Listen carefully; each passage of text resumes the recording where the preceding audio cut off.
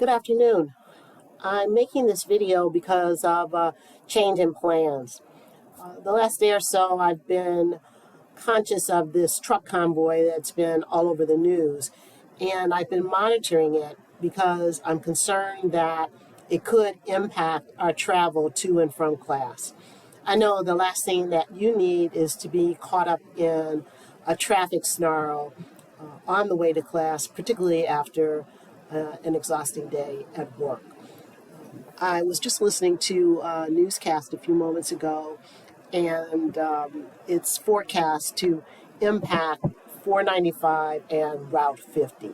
So, what I've done is put a link, as you'll see in the cover page of our session folder, and tonight we'll have our class online synchronously.